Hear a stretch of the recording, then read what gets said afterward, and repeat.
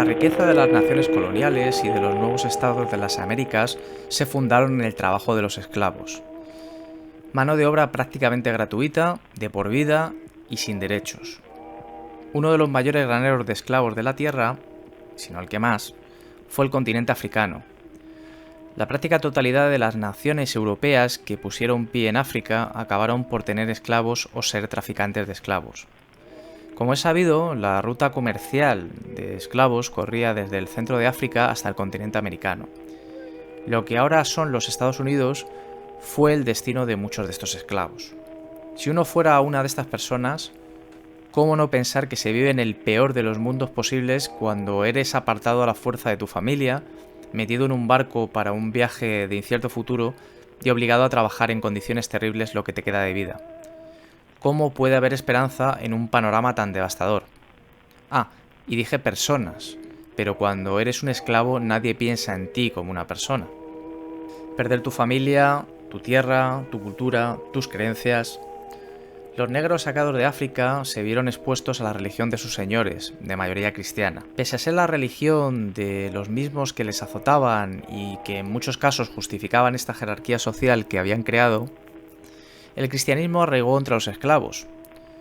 Sean ustedes católicos o no, deben reconocer que el cristianismo, como el estoicismo, del que bebió mucho el actual cristianismo, está dirigido a una mentalidad de esclavo. Por una parte, el cristianismo ayuda a asumir que el mundo es como es y que debe ser así. Un valle de lágrimas en el que se nos ponen pruebas y pruebas que debemos superar para ganar el reino de los cielos. Por otra parte, en el catolicismo el esclavo es el preferido del Señor. Ellos serán los que en realidad ganan el reino de los cielos, porque los mansos son los que mejor cumplen con la moral cristiana. Son los más virtuosos en realidad. Pese a esto, los negros que tuvieron la agradabilísima tarea de estar todo el día destrozándose las manos recogiendo azúcar y algodón, vieron en algunos pasajes de la Biblia una relación directa con sus problemas. En el éxodo judío y en la condición judía de esclavitud y perpetuo errar en busca de la tierra prometida, los esclavos negros se reconocían como parte del mismo colectivo. Moisés y Daniel son dos personajes bíblicos que aparecen en muchos de estos cantos en los que se mira al cielo y se pide poder volver a casa. Estos esclavos negros comenzaron a aprender párrafos de la Biblia y a declamarlos como cantos. Es lo que se ha venido a llamar spiritual o negro spirituals o black spiritual. Llevaría mucho tiempo explicar la diferencia entre las distintas ramas del spiritual, sus tonos y cadencias, así como su devenir histórico, más si no eres un experto, como en mi caso. Decir solo que, en su mayor parte, consiste en lo que se llama un responso, la manera tradicional de aprender los cantos religiosos que, dice la Wikipedia, fue popularizado por los escoceses. El predicador lee un pasaje y después la congregación lo repite. En cuestión de tiempo, la congregación acaba por aprender la lección de tanto repetirla. Aparentemente esta estructura de llamar y responder caló bien entre la comunidad africana porque parece ser muchos de los cantos africanos tradicionales tenían una estructura similar. Añadir, para acabar, que el negro espiritual, al menos en sus tonos menores, es una de las influencias directas del blues. También decir que se consideran los espirituales como la primera música original de los Estados Unidos. Igual es un tanto arriesgado, pero creo que no me quedo lejos de la verdad si digo que la música contemporánea que consumimos nace del sudor, la sangre y el sacrificio de estos esclavos. Dicho esto, ¿ayudó Dios a los esclavos? ¿Fue Él, en su infinita sabiduría y sus caminos misteriosos, el que acabó por liberar a este pueblo oprimido gracias a la guerra de secesión americana? Creo que no. La historia de la comunidad afroamericana a día de hoy sigue siendo una lucha constante por ser reconocidos como ciudadanos de primera, cosa que, visto lo visto, está lejos de lo que la Constitución de los Estados Unidos promulgó para todos sus ciudadanos. Diría que Dios poco tuvo que ver, pero tampoco soy un creyente. Del mismo modo, tampoco creo que peque de Social Justice Warrior si digo que los afroamericanos todavía sufren una presión sistémica por el mero hecho de tener un color de piel diferente. Pero, ¿qué hubiera pasado si en lugar de encontrar en la Biblia ejemplos que resonaban en su actual condición, los esclavos negros hubieran rechazado las enseñanzas de sus señores? Tampoco está descabellado, ¿verdad? ¿Por qué sucumbir a la religión de tus señores que justifica su posición con respecto a la tuya? ¿Por qué creer en un Dios que, vista tu situación actual, defiende a los terratenientes, opresores e inhumanos? ¿Por qué creer en las palabras de los párrocos que, de manera sutil, aseguran que los negros son bestias no civilizadas, criaturas que llevan el mal dentro, bárbaros a los que hay que educar asumiendo su categoría de inferiores? Y si no se educan, hay que exterminar a estos brutos. Seal Nardor, la banda de música de avant-garde black metal, aquí leer black metal en dos sentidos, produce unos cantos espirituales que nos colocan en un mundo alternativo en el que los negros decidieron abrazar una religión diferente al cristianismo, pero de la que el cristianismo es responsable directo. ¿Por qué adorar a Dios, que es el que me tiene esclavizado? ¿Por qué no buscar ayuda en su mayor enemigo? ¿Por qué no adorar a Satán? Blood on the River, del primer disco de Seal Nardor, es la que más se ajusta a este esquema de responso. Bueno, en realidad es el segundo disco, pero esa es otra historia que aquí da un poco igual. El evangelista Manuel Guénot, líder de la banda, lanza los primeros pasajes mientras el coro responde, o completa la frase. A good guy's a dead one. A good guy's the one that brings the fire. A good guy's a dead one.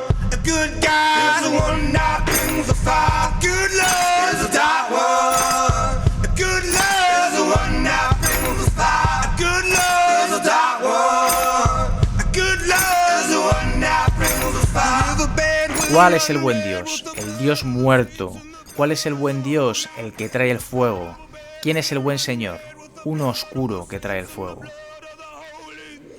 Cada canto es respondido por la congregación mientras los beats de percusión recuerdan a unas cadenas que golpean la piedra. ¿Son trabajadores en una cárcel? ¿Esclavos en una plantación? No se sabe. Está claro que forman parte de un sistema injusto que les ha colocado en la peor distopía posible. Que miran al cielo y piensan que ese Dios no debe ser bueno porque no entiende la ira que ellos acumulan, y tampoco acaba por venir a liberarlos de su esclavitud. ¿Son ellos menos que el pueblo de Israel?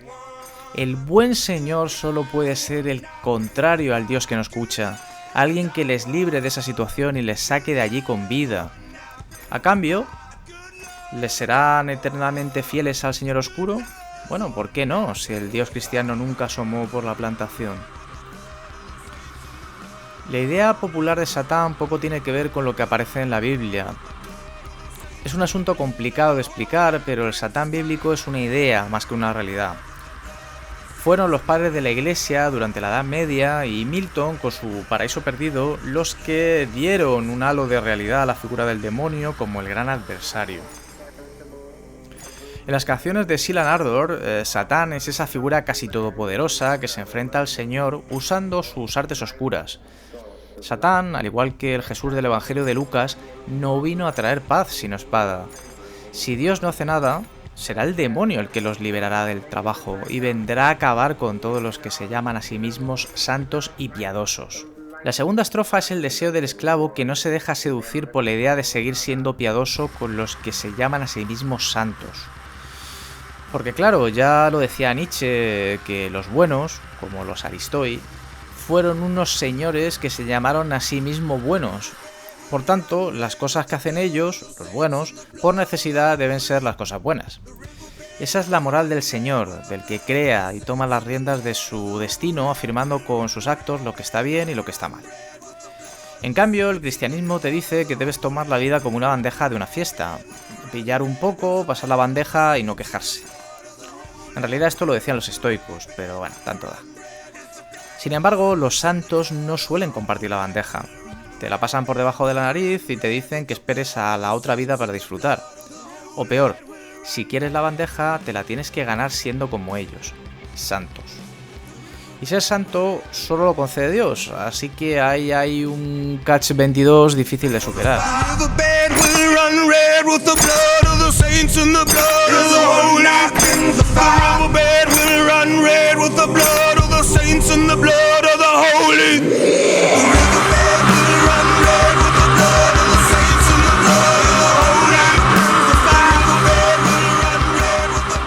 por eso que los ríos se volverán rojos con la sangre de los santos y de los piadosos, pues será el señor Satán el que traiga el fuego que les libere de la tiranía de los buenos. Las canciones de Sylan Ardor son una ventana a un mundo alternativo, que no tiene el tono pulp de Django. En realidad guarda una profunda pregunta sobre la vida espiritual, tomando el ritmo, tono y maneras de los cantos espirituales. ¿Por qué seguir adorando a un Dios que siempre ha dado la espalda a la comunidad afroamericana? Igual aquí toca darle la espalda a las distopías de los blancos y abrazar la utopía de Satán. Ya lo decía Sylan Ardor en la canción que abre su primer disco, la canción de Devil is Fine. Pequeño, escucha mi advertencia. El diablo es hermoso. Viene pronto por la mañana. El diablo es hermoso. Tiene muchos nombres. Perdonará mis pecados. Me prometió muchas cosas. No le puedo defraudar. Nadie te va a enseñar el camino. Nadie va a llevarte ahora de la mano.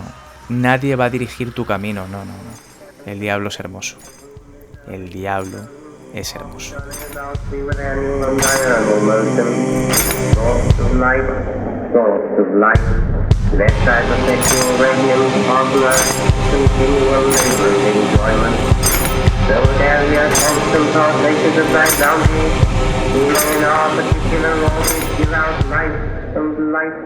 Sustenance and joy to them that revolve about